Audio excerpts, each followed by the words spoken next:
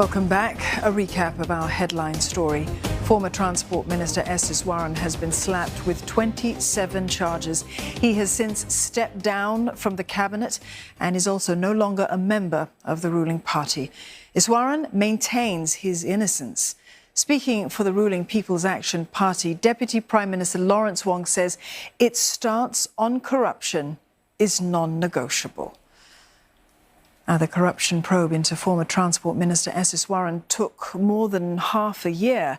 Here's a look at how the events unfolded. Now, the matter first came to the attention of Prime Minister Lee Hsien Loong in May last year. The Corruption Practices Investigation Bureau informed him that they had come across some information involving Iswaran. They said this merited an investigation and they were pursuing this lead. Then, about a month later, the CPIB director briefed PM Lee on the findings. He sought the PM's approval to interview Iswaran. The next day, PM Lee gave the green light. Then on the 11th of July, Iswaran was arrested by CPIB and later released on bail. PM Lee had also instructed him to take a leave of absence until the investigation was completed. Mr. Lee interdicted him from duty with a reduced pay of $8,500 a month. Now, the news broke the next day that Iswaran was assisting in a CPIB probe.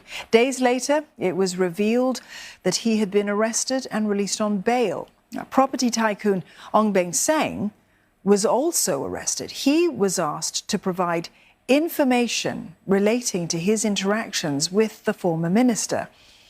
Iswaran was then spotted at the anti-graft agency for the first time since the news broke. He was questioned for about 10 hours there. The probe came into focus in Parliament the following month, with questions from both sides of the aisle.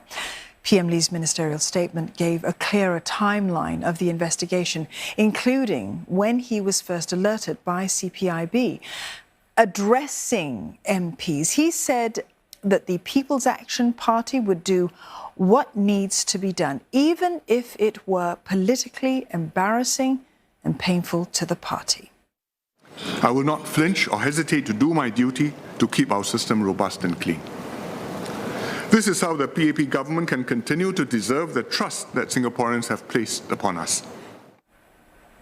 In November, at the PAP Awards and Convention, PM Lee further reiterated the party's zero tolerance on corruption. In his opening speech, he stressed on the party's commitment to incorruptibility, adding that this is absolutely non-negotiable. If you wear white, you must be white. Whether in your party responsibilities or private dealings, never bring yourself or the party into disrepute. Do not abuse your position.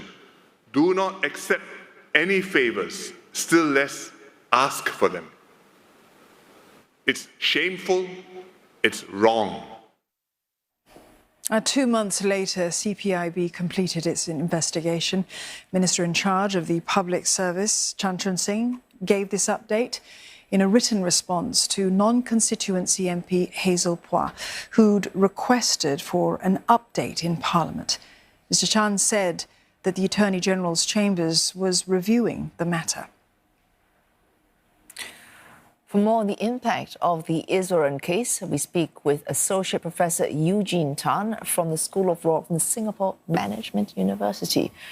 Professor Tan, when it comes to public servants receiving gifts, how is the line drawn according to the law? I think when we're looking at public servants, we are looking at a category of individuals, for which rather high standards of conduct are expected from them. So when we look at the charges that Mr. Iswaran has received, 24 of them relate to Section 165 of the Penal Code, which is comes under a section that relates to offences by or relating to public servants. And what that particular provision provides for, is that where there are official dealings between two parties, right, and one of them being a public servant, and if the public servant were to obtain, accept, or attempt to obtain gifts or entertainment, for which no payment was made or inadequate payment was made, that provision makes it an offence. There is no need for the prosecution to prove, that there was a favour given, to the giver of the gift or entertainment. So I think it's quite clear, that provision makes it an imperative, that public servants are not to receive gifts. And in situations where they do receive gifts, the public service does have a procedure in place, for them to make the appropriate declarations. And if the public servant wants to retain the gift, the gift will be sent for valuation, and the public servant, if he wants to keep the gift and finds the valuation acceptable, he will then pay the valuation amount. So I think what the provision is really concerned, and this is really the whole crux of all the anti-corruption laws that we have, is that public servants must be clear about whose interests they are serving, right? And that is the interest of the government, right, the country.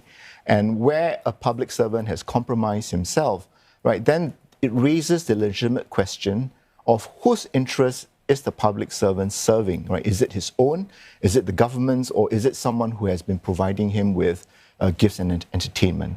So I think it might come across as rather severe, but I think we need, these sort of laws to maintain the high standards. So there is a clear code of conduct for public servants to follow. Prof, do you think that there is a need at all for this code of conduct to be looked at again to see how it is interpreted and enforced? Well, I think, the code of conduct, so public servants, would have, the government instruction manual and what any other guidance, for example, the Public Service Division provides them. And for ministers, there is that ministerial code of conduct, and all these are well provided for as to, that they shouldn't put themselves in a position where they would be in a position of conflict of interest. So I don't think it's really so much, that the rules are inadequate or that they are too draconian, demanding. But I think it's more a question of, sensitizing public servants as to what they should do. How do they avoid putting themselves in situations where, their integrity, would be compromised. I think, given that the government goes into many contracts, given that the government makes many decisions, that could benefit companies or disadvantage companies, I think it's imperative, that public servants are beyond reproach, that their actions, would withstand, the toughest scrutiny. Because, corruption in many sense, is very insidious, right? Once there is that compromise, people lose trust in the system, and then we are really put on that dangerous, slippery slope. So the loss of trust and the need to rebuild trust. Now, we've heard DPM Wong stress zero tolerance for corruption. What considerations do you think the PAP will have as it rebuilds trust, this very important task? Well, I think they will obviously point, to the actions that have been taken, since this matter came to the attention of the Prime Minister, right? And now it's going to trial, and I think, they will want to emphasize that due process must take its course. And of course, Mr. Iswaran is innocent until proven guilty.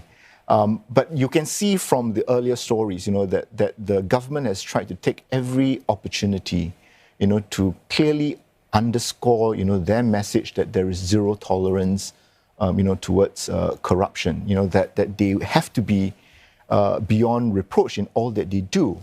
But I think increasingly there'll be the expectation that, what are some of the learning points, from this particular episode, because it obviously does show that there are flaws somewhere, whether it's character flaws, judgment flaws, and how, the government will want to address them, so that this incident, will be far and few. I don't think, Mr. Iswaran's case is certainly not the first, and it certainly will not be the last, so there will be always continuing action that needs to be taken. A final question for you, Professor Tan. Do you think that this will have an impact at all on the timing of the next general election?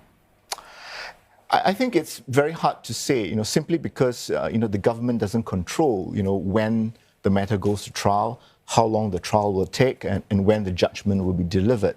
But I think all things being equal, my sense is that the government would rather, or rather the PAP, would want to go to the polls, before the trial begins, because during the trial, there could be curveballs. We don't know what sort of information would come out.